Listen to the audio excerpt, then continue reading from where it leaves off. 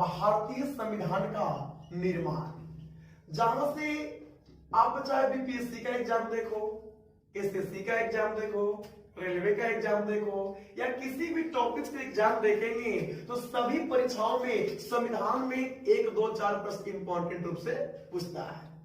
और कैसे प्रश्नों को डील करनी है आज आप पूरे चर्चा पर बात करेंगे। और हम आज जो मेरा मुख्य टॉपिक रहेगा वो रहेगा भारतीय संविधान का निर्माण। आखिर भारतीय संविधान का निर्माण कैसे हुई, पूरी बात को हम लोग देखें और एक एक लाइन पर विस्तार रूप से हम लोग चर्चा करेंगे। भारतीय संविधान, भारत में संविधान नहीं था, क्योंकि भारत में अंग्रेजों का बोलबाला था, भारत में अंग्रेजों का शासन था और अंग्रेजी शासन व्यवस्था भारत में लगातार निरंतर चली आ रही थी। लेकिन भारतीय लोगों का मांग हुआ कि अंग्रेज लोग आप तो शासन भारत में करते ही हो, लेकिन भारत का भी अपना एक संविधान होना चाहिए, भारत का अपना एक कॉन्स्टिट्यूशन होना चाहिए। भारतीय संविधान का निर्माण के लिए मांग उठाने वाला जो पहला व्यक्ति आए उस व्यक्ति का नाम था बाल गंगाधर तिलक। बाल गंगाधर तिलक पहला व्यक्ति है जिन्होंने भारतीय संविधान का मांग किया और इन्होंने भारतीय संविधान का मांग किया वर्ष 1895 में। सीधा सवाल आए कि भारतीय संविधान का मांग पहली बार कब हुई? 1895। कौन किया? तो बोल रहे बाल गंगाधर तिलक। बाल गंगाधर तिलक ने 1895 में भारतीय संविधान का मांग किया, लेकिन इनके मांग को किसी ने स्वीकार नहीं किया। तब जाकर संविधान का मांग दूसरी बार हुआ, वो होता है 1922 में। और 1922 में जो मांग किया उस व्यक्ति का नाम था महात्मा गांधी। महात्मा गांधी ने 1922 में भारतीय संविधान का मांग प्रस्ताव रखा और इन्हीं के मांग प्रस्ताव के आधार पर संविधान का निर्माण करने के लिए भारत में एक आयोग का आगमन हुआ और उस आयोग का नाम था साइमन कमीशन। साइमन कमीशन आयोग आती है और साइमन कमीशन आयोग का जो आगमन हुआ वो होता 3 फरवरी 1928। 3 फरवरी 1928 को साइमन कमीशन भारत आ जाता है और साइमन कमीशन ने बोला कि भारतीयों का मांग था कि भारत के लिए अपना संविधान होना चाहिए। अब भारतीयों के लिए अपना संविधान का निर्माण होगा, लेकिन भारतीयों ने साइमन कमीशन का विरोध कर दिया। सबसे इंपॉर्टेंट बात उठती है कि साइमन कमीशन का विरोध क्यों किया गया। तो साइमन कमीशन का कहना था कि भारतीय संविधान का निर्माण होगा, लेकिन भारतीय संविधान के निर्माण में भारतीय संविधान सभा में जितने भी सदस्य होंगे वो सारे के सारे सदस्य अंग्रेज होंगे, कोई भी सदस्य भारतीय सदस्य नहीं होगा, जिसके कारण भारतीयों ने इसका विरोध किया और लाला लाजपत राय के द्वारा नारा लगाया गया साइमन कमीशन वापस जाओ। और ये आवाज इतना बुलंद हो गया कि साइमन कमीशन जहां भी गया हर एक जगहों पर नारा दिया गया, go back Simon commission, Simon commission वापस जाओ, साइमन कमीशन वापस जाओ का नारा का बुलंद कर रहे थे। उसी समय लाहौर में साइमन कमीशन का विरोध लाला लाजपत राय के द्वारा किया जा रहा था। उसी समय अंग्रेज अधिकारी सॉन्डर्स आता है और अंग्रेज अधिकारी सॉन्डर्स ने अपने सैनिकों से, अपने पुलिसों से लाठीचार्ज करवाया और उनकी लाठी की चोट लाला लाजपत राय के सिर पे लगी और अंत में लाला लाजपत राय की मृत्यु हो जाती है।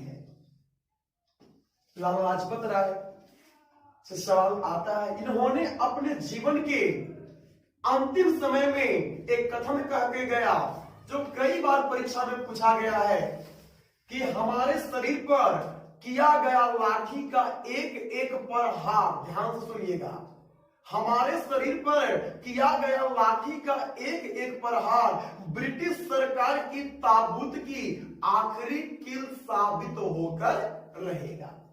यह कथन किसका है? लाला लाजपत राय का। लाला लाजपत राय का जब मृत्यु हो जाता है तो सबसे ज्यादा उग्र रूप पकड़ते हैं वो व्यक्ति आते हैं जिनको शहीद आजम भी कहा गया है। उस व्यक्ति का नाम है भगत सिंह।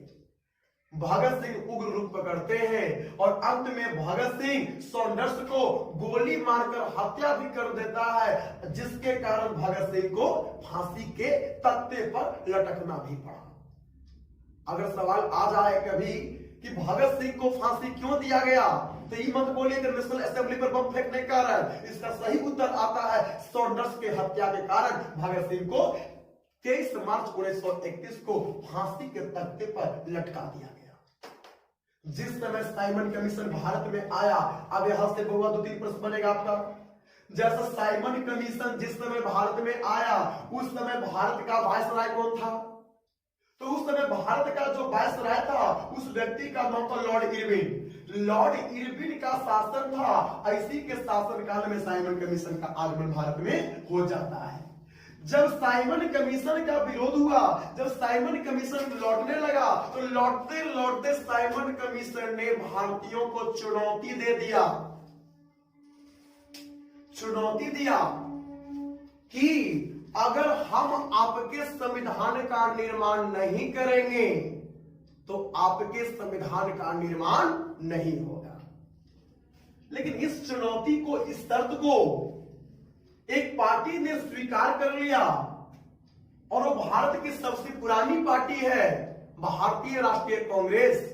और भारतीय राष्ट्रीय कांग्रेस ने इस शर्त को स्वीकार किया और स्वीकार करने के बाद मोतीलाल नेहरू के अध्यक्षता में कई पार्टियों की बैठक बुलाई गई, संविधान बनाने का प्रयास किया गया, जिसको कहा गया है नेहरू रिपोर्ट, जो कि आपको कई बार परीक्षा मिलेंगे। आप क्वेश्चन बैंक बनाओ, जितना बार हम बताते हैं क्वेश्चन बैंक से बनाओ, हर एक प्रश्न का आपका जवाब मिलेगा। सीधा अगर प्रश्न आ जाए कि नेहरू रिपोर्ट कब आया, 1928 में। नेहरू रिपोर्ट क्या है, तो बोलना है कि जब साइमन कमीशन ने भारतीयों को चुनौती दिया कि आपके संविधान का निर्माण नहीं होगा, तो उस चुनौती को कांग्रेस पार्टी ने स्वीकार करके मोतीलाल नेहरू के अध्यक्षता में भारत के सभी पार्टियों को बुलाकर संविधान बनाने का प्रयास किया गया है। उसी को कहा गया नेहरू रिपोर्ट। लेकिन नेहरू रिपोर्ट भारतीय संविधान का निर्माण करने में असफल रहा। जब नेहरू रिपोर्ट असफल हो गया, साइमन कमीशन चला गया, तो भारत के लोग, सभी लोग नाराज हो गए कि अब भारतीयों का संविधान का निर्माण नहीं हो सकता है। उसके बाद अंग्रेज को भी लगा, अंग्रेज को पहले से शौक था कि भारत के संविधान का निर्माण हमारे द्वारा ही किया जाए। लेकिन भारतीय लोगों ने इसका बहुत ज्यादा बहिष्कार कर दिया, विरोध कर दिया, लौट गए। अंग्रेजों ने 1940 में भारतीय संविधान का निर्माण करने के लिए भारतीयों के पास एक प्रस्ताव भेजा, समर्थन प्राप्त करने के लिए एक प्रस्ताव भेजा, और उस प्रस्ताव का नाम पड़ता है अगस्त प्रस्ताव। आपका कंसेप्ट भी क्लियर हो रहा है, प्रश्न भी क्लियर हो रहा है। और मेरा शुरू से हमेशा नीति रहा है 5-6 वर्षों के करियर में, कंसेप्ट क्लियर, रिजल्ट क्लियर। अगस्त प्रस्ताव क्या है, तो अंग्रेजों ने भारतीयों के पास जो समर्थन प्राप्त करने के लिए प्रस्ताव भेजा, उसी को कहा गया अगस्त प्रस्ताव। और अगस्त प्रस्ताव कब आया, तो बोलना है वर्ष 1940 में। लेकिन अगस्त प्रस्ताव आया, भारतीयों ने इस पर किसी प्रकार का कोई टिप्पणी नहीं किया, कोई जवाब नहीं दिया। अगस्त प्रस्ताव भी ज्यों का त्यों रह जाता है। इसके बाद यहां पे कोई सवाल नहीं बनता है। साइमन कमीशन भी लौट गया, अगस्त प्रस्ताव पर कोई जवाब भी नहीं मिला। तब जाकर फिर अंग्रेजों ने भारतीयों का संविधान का निर्माण करने के लिए फिर एक आयोग को लेकर भारत में आ गया, और उस आयोग का नाम तो आता है क्रिप्स मिशन। क्रिप्स मिशन आती है, और क्रिप्स मिशन का आगमन 1942 में हुआ। क्रिप्स मिशन ने बोला कि भारतीयों का संविधान का निर्माण होगा, भारत के संविधान का निर्माण होगा, लेकिन संविधान निर्माण करने के बाद भी हमारा शर्त है। अब बोला क्या शर्त है? पहला शर्त आता है कि हमारे द्वारा बनाए गए संविधान को जो भी देशी रियासत स्वीकार नहीं करेगा वो स्वयं अपना संविधान का निर्माण कर सकता है। सबसे पहले यहां पर एक सवाल बनता है कि देशी रियासत क्या है? दिमाग में सवाल बनता होगा, देशी रियासत क्या है?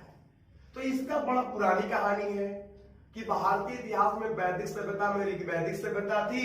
ऋग्वैदिक सभ्यता में केवल जन था और उत्तर वैदिक सभ्यता में जन ने जन पर अधिकार कर लिया और यही बन गया जनपद, और बाद में जनपद ने जनपद पर अधिकार कर लिया और यही आगे जाके बन गया महाजनपद। अब महाजनपद की छोटी इकाई को ही कहते हैं देशी रियासत कहते हैं। देशी रियासत था तो वही अंग्रेजों ने बतलाया कि जो देशी रियासत, भारत में लगभग 600 देशी रियासत थे, जो देशी रियासत हमारे संविधान को निर्माण स्वीकार नहीं करेगा वो स्वयं अपना संविधान का निर्माण करेगा। पहला तथ्य।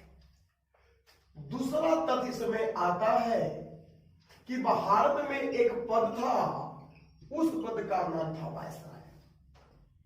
ये वायसराय क्या है इस अगली वीडियो में आपको मिल सकती है।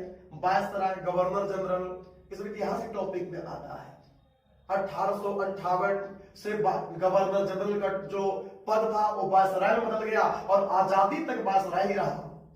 वायसराय जो पद था, और वायसराय के अलावा एक और भारत में पद था जो बोलेंगे प्रशासनिक पद। प्रशासन नहीं, प्रशासनिक पद। जो भी वायसराय और प्रशासनिक का पद है वो किसी भी भारतीयों को नहीं दिया जाएगा, वो सारा का सारा पद अंग्रेजों के पास रहेगा। ये दो कारण। अब तीसरी कारण मिलती है कि मुस्लिम लीग पार्टी ने भी क्रिप्स मिशन का बहिष्कार किया, क्योंकि मुस्लिम लीग का मांग था पाकिस्तान के लिए अलग प्रांत बनाओ, पाकिस्तान के लिए अलग संविधान बनाओ, जबकि क्रिप्स मिशन में पाकिस्तान के लिए किसी प्रकार का कोई चर्चा नहीं था। इन तीनों कारणों के कारण क्रिप्स मिशन का बहिष्कार हुआ और अंततः क्रिप्स मिशन भी चला गया। हम पूरी कहानी स्तर देखते चले आ रहे हैं, आखिर कहां घटना घटी, कैसे कैसे हमारे संविधान का निर्माण होगा, ये सारी प्रक्रिया हम लोग आज क्लियर कर लेंगे। क्रिप्स मिशन भी बहिष्कार हुआ, क्रिप्स मिशन भी चला गया। यहां पे कभी कभी इतिहास से जोड़कर प्रश्न पूछता है कि जिस समय क्रिप्स मिशन का आगमन भारत में हुआ, जिस समय क्रिप्स मिशन का आगमन भारत में हुआ, उस समय भारत का वायसराय कौन था? तो लॉर्ड लिनलिथगो। लॉर्ड लिनलिथगो का शासनकाल था और लॉर्ड लिनलिथगो के शासनकाल में ही क्रिप्स मिशन का आगमन हुआ। जब क्रिप्स मिशन जब भारत आया था तो क्रिप्स मिशन को ही महात्मा गांधी ने एक शब्द कहा था, वो शब्द आता है पोस्ट डेटेड चेक। अगर आ जाए कि पोस्ट डेटेड चेक किसको कहा गया? क्रिप्स मिशन को। अगर सीधा आ जाए हुआ कि पोस्ट डेटेड चेक किसको कहा गया तो क्रिप्स मिशन को कहा गया। पोस्ट डेटेड चेक को ही हिंदी में कभी कभी एग्जामिनर लिख देगा तो इसी को कहना है उत्तर तिथीय चेक कहा गया। और ये दोनों शब्द कहने वाले जो व्यक्ति थे और वो व्यक्ति का नाम था महात्मा गांधी। महात्मा गांधी ने पोस्ट डेटेड चेक या उत्तर तिथीय चेक कहकर संबोधित किया और क्रिप्स मिशन को महात्मा गांधी ने कहा कि यह डूबते हुए बैंक का अग्रिम चेक है। आ जाए कि डूबते हुए बैंक का अग्रिम चेक किसको कहा गया? Cripps mission. किसने कहा? महात्मा गांधी। क्रिप्स मिशन का बहिष्कार हुआ। क्रिप्स मिशन जब लौट जाता है तब भारत का संविधान का निर्माण करने के लिए एक आयोग भारत में आता है और वो आयोग है जिसका नाम पड़ता है कैबिनेट मिशन। हम लोग एकदम अंतिम पड़ाव पर पहुंच रहे हैं हम, कैबिनेट मिशन। अब यहां से मुख्य कहानी आपका शुरू हो जाती है कि अगर आ जाए कैबिनेट मिशन कहां से आई, इंग्लैंड से आई। क्यों आई? संविधान का निर्माण करने के लिए आई। कब आई? तब बोल रहा है वर्ष 1946 में आई। कैबिनेट मिशन ने बोला कि भारतीयों लोग जैसा चाहेंगे वैसा ही संविधान का निर्माण करेंगे, हम किसी प्रकार का कोई हस्तक्षेप नहीं करेंगे।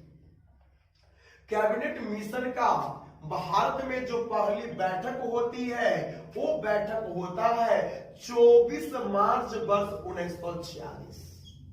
बहुत महत्वपूर्ण डेट है। 24 मार्च 1946 को कैबिनेट मिशन का भारत में पहली बैठक हुई और कैबिनेट मिशन ने निर्धारित किया कि संविधान का निर्माण करने के लिए कुल सदस्य जो होंगे वो होंगे 389। केवल कहानी को ध्यान से सुनिएगा कि कैसे कैसे कहानी भाग रही है। सब कहानी आपके दिमाग में बैठ के चल जाएगा। जहां जहां आपको पॉइंट मिले अपना नोट करके चलिए। कैबिनेट मिशन का पहली बैठक 24 मार्च 1946। कैबिनेट मिशन के अनुसार ही भारतीय संविधान का निर्माण हुआ और कैबिनेट मिशन ने निर्धारित किया कि कुल सदस्य कितना होंगे 389। लेकिन बोला कि 389 सदस्य को दो भाग में रखेंगे। एक जो भाग होगा उसको बोलेंगे निर्वाचित सदस्य, निर्वाचित सदस्य, और एक जो होगा उसको रखेंगे मनोनीत सदस्य। अब यहां पे बात आती है निर्वाचित क्या है, मनोनीत क्या है। तो जनता के द्वारा चुनाव करवाया गया निर्वाचित और देशी रियासत के राजा के द्वारा सीधा चुन दिया गया मनोनीत। अब 389 को दो भाग में, निर्वाचित और मनोनीत। निर्वाचित सदस्यों का संख्या 296 था और मनोनीत सदस्यों का संख्या कितना था? 93 था। अगर आ जाए कि संविधान सभा में कितने सदस्य निर्वाचित थे? 296। मनोनीत थे 93। मनोनीत किसके द्वारा? तो देशी रियासत के राजा द्वारा। निर्वाचित किसके द्वारा? तो बोलना है भारत के जनता द्वारा। और 10 लाख जनता पर एक प्रतिनिधि आता था। ये बहुत महत्वपूर्ण है। संविधान सभा में एक प्रतिनिधि आते थे। कितने जनता पर? 10 लाख। 10 लाख जनता पर एक प्रतिनिधि आता था और उस प्रकार कुल जो आया वो 296 आया। लेकिन 296 सदस्यों को भी वर्ग के आधार पर लोगों ने बांट दिया। 296 सदस्यों को वर्ग के आधार पर बांटा और बोला इसको अब रखा जाएगा 3 भाग में, जिसमें कोटा के अनुसार, कैटेगरी के अनुसार, वर्ग के अनुसार 3 भाग में रखा। जिसमें बोला कि कुछ जो सीट होंगे वो सुरक्षित होंगे मुस्लिम लीग के लिए, मुस्लिम के लिए। कुछ जो होगा उसको शामिल करेंगे सिख के लिए और जो बच जाएगा उस सब को कर दीजिए सामान्य वर्ग में, सामान्य वर्ग। मुस्लिम की अब आएगा कि टोटल तो 296 है। मुस्लिम के लिए कितना आया? तो मुस्लिम के लिए 79, सिख के लिए 4 और जो बच गया तो कहिए 213। 213 मुस्लिम के लिए कितना सुरक्षित था? 79। सिख के लिए कितना था? 4। समान वर्ग के लिए कितना था? 213 और टोटल आया निर्वाचित में 296 और मनोनीत में कितना है? 93। अब 93 जो आया ये देशी रियासत के राजा द्वारा। अब यहां पर जब देशी रियासत के राजा द्वारा आएगा तो देशी रियासत से 3-4% एकदम महत्वपूर्ण चलेंगे हम लोग। जैसे आएगा कि सबसे ज्यादा किस देशी रियासत से सदस्य को लाया गया? तो बोल रहा है मैसूर से। 1973 के पहले कर्नाटक का नाम मैसूर था। मैसूर से आए, मैसूर से कितना? 7 आया। इसके बाद जो लाया गया वो ट्रावनकोर से लाया गया और ट्रावनकोर से कितना 6 आया। इसके बाद एक और लेके चले जिसको करेंगे बड़ौदा, बड़ौदा से कितना आया 3 आया। बड़ा इंपॉर्टेंट है, कौन देशी रियासत था जहां से कोई सदस्य नहीं आए? हैदराबाद। हैदराबाद पूरे भारत में एकमात्र देशी रियासत रहा जहां से संविधान सभा में प्रतिनिधि आए या नहीं? नहीं, कोई प्रतिनिधि नहीं आया। जब इधर सब ठीक ठाक हो जाता है, सब निर्धारित हो गया कि कितने सदस्य होंगे, कैसे कैसे आएंगे, तब जाकर बोला कि अब संविधान का निर्माण किया जाए। और संविधान का निर्माण करने के लिए संविधान सभा की बैठक की जाएगी। संविधान सभा का निर्माण करने के लिए संविधान सभा का जो पहला बैठक का निर्धारण किया गया वो किया गया 9 दिसंबर 1946 को। संविधान सभा की पहली बैठक 9 दिसंबर 1946 को हुआ और 9 दिसंबर 1946 को हुआ। ये हुआ कहां? नई दिल्ली में। नई दिल्ली में 9 दिसंबर 1946 को संविधान सभा की पहली बैठक हुई और इस बैठक में सभा का सबसे बुजुर्ग सदस्य थे, उस व्यक्ति का नाम था सच्चिदानंद सिन्हा। और यही सच्चिदानंद सिन्हा को संविधान सभा का अध्यक्ष बनाया गया। और ये अध्यक्ष जो बने वो किस रूप में बने? अस्थायी रूप में। संविधान सभा की पहली बैठक का अध्यक्ष कौन बना? सच्चिदानंद सिन्हा। कैसा सदस्य रहे? अस्थायी, टेम्पोररी रहे, कुछ समय के लिए। मुस्लिम लीग पार्टी ने पहली बैठक का बहिष्कार किया क्योंकि मुस्लिम लीग का हमेशा मांग था पाकिस्तान को अलग करो, जबकि पाकिस्तान अलग नहीं किया गया तो इस बैठक का बहिष्कार कर दिया।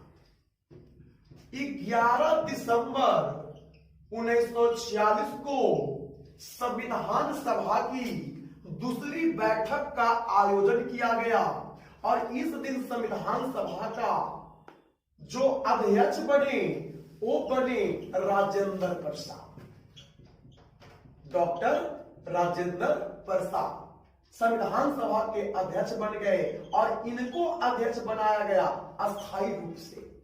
अब 2 महत्वपूर्ण प्रश्न है, अगर आए कि संविधान सभा का अस्थायी अध्यक्ष कौन बने? सच्चिदानंद सिन्हा। अस्थायी कौन बने?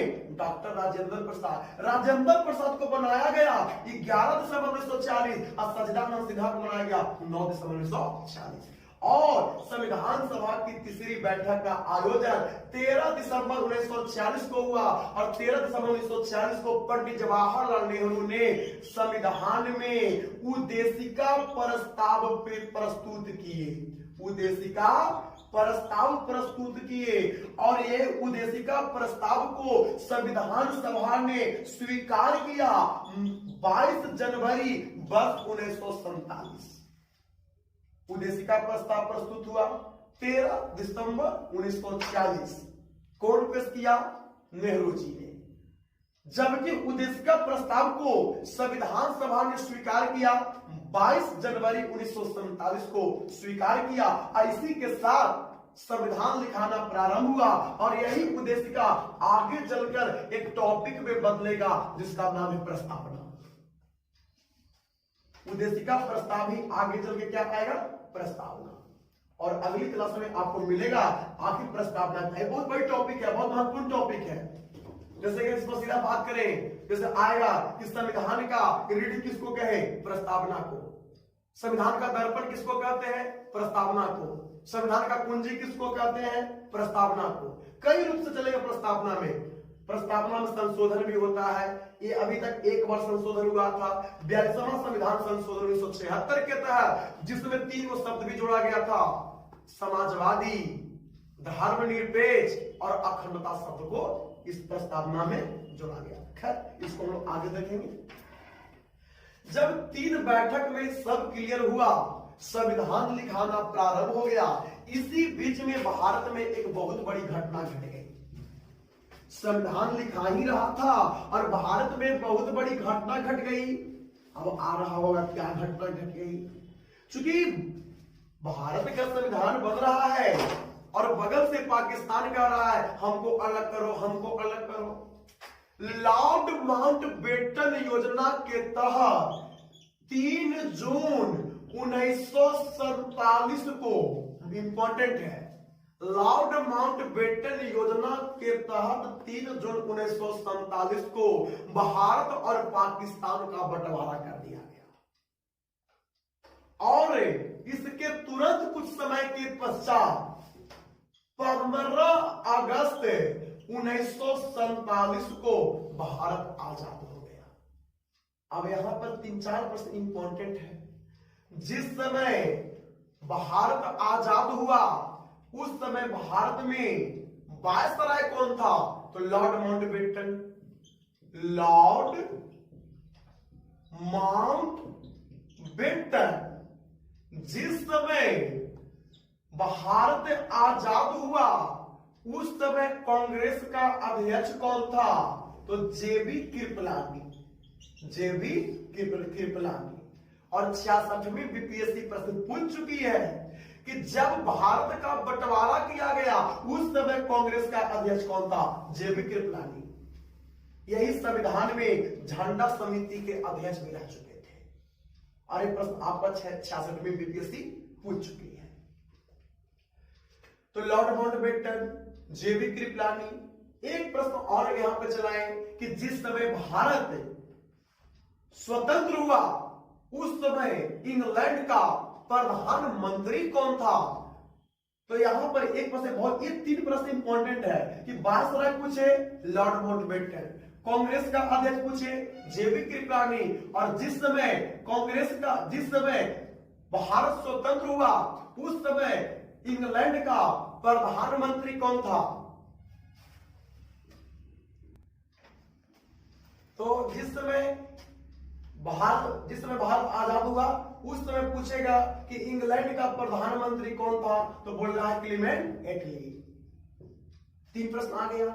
आजादी के समय पूछे कि भारत का वायसराय लॉर्ड माउंटबेटन, कांग्रेस का अध्यक्ष जेबी कृपलानी।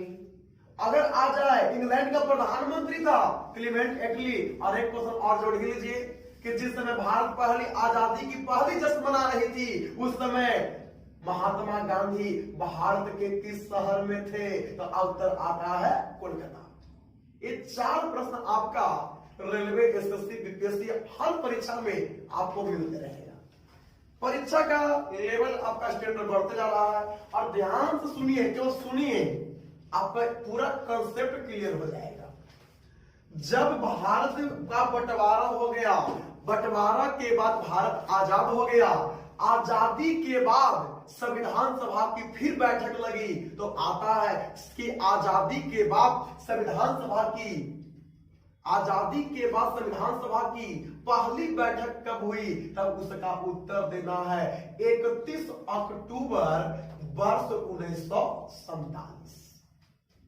31 अक्टूबर 1947 को बैठक लगा और इस बैठक में संविधान सभा में बचे हुए सदस्यों का जो संख्या था वो 299 था। सीधा प्रश्न बनता है कि जब आजादी के बाद पहली बैठक लगी संविधान सभा में कितने सदस्य थे?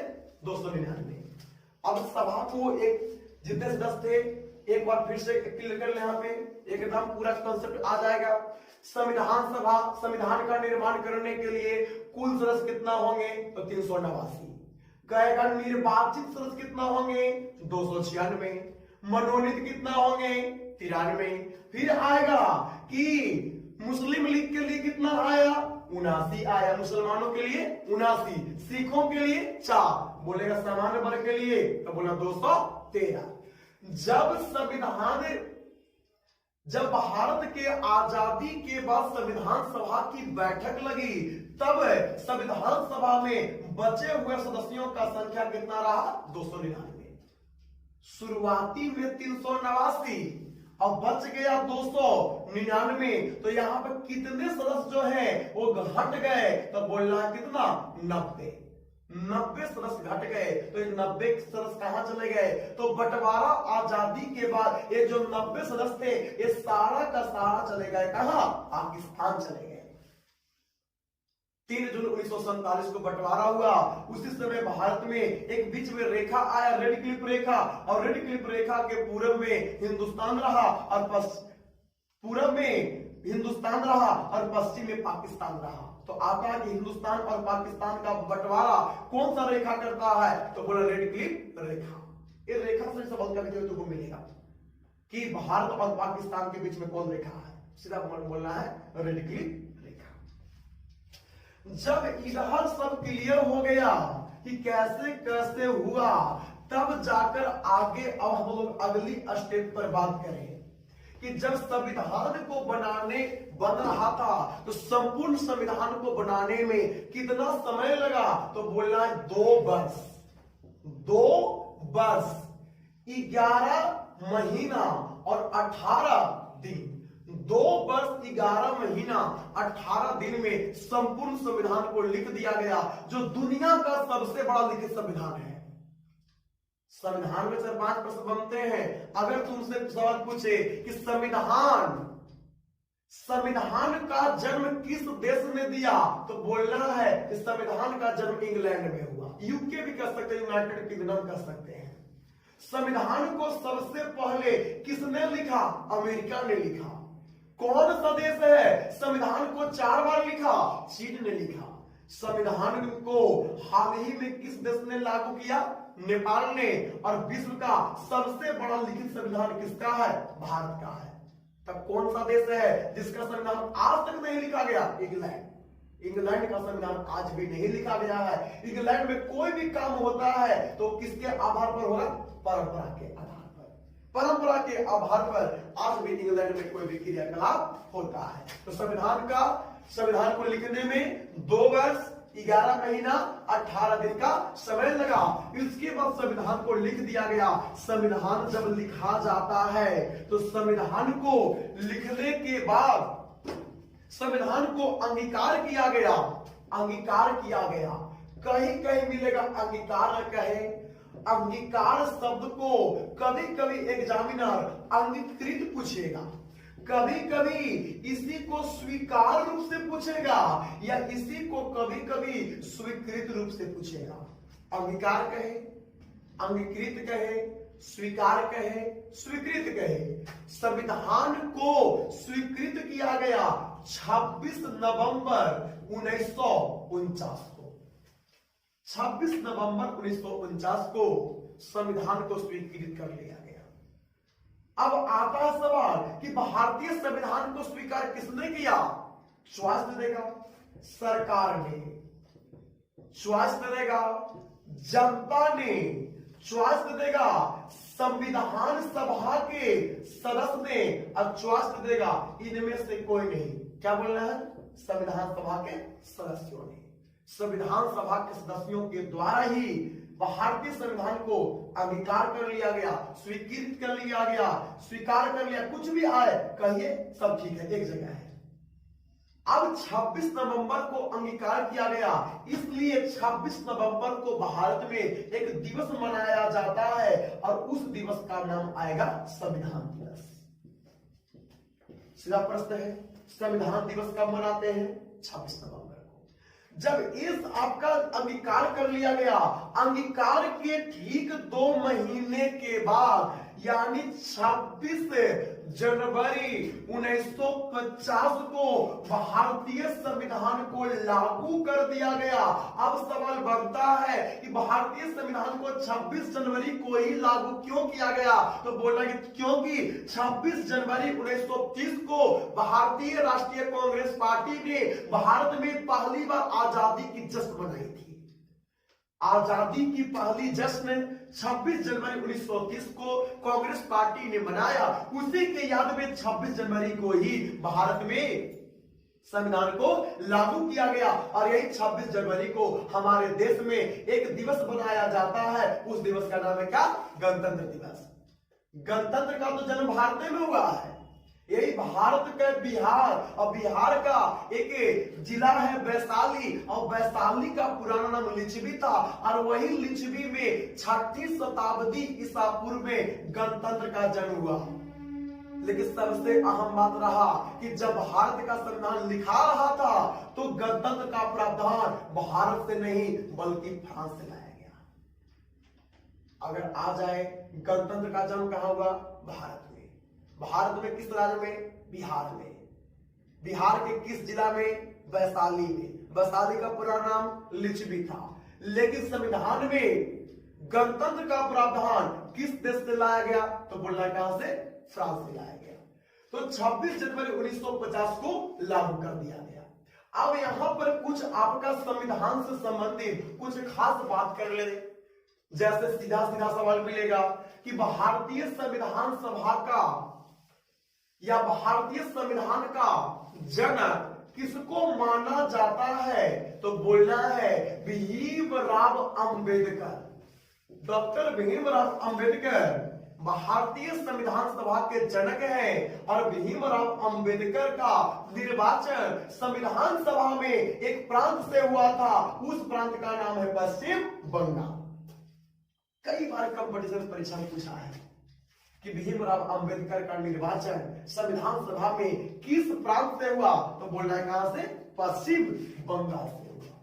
फिर आएगा दूसरा सवाल कि भारतीय संविधान सभा में बोलने वाला पहला व्यक्ति कौन थे? तो उस व्यक्ति का नाम है सर्वपल्ली राधाकृष्णन।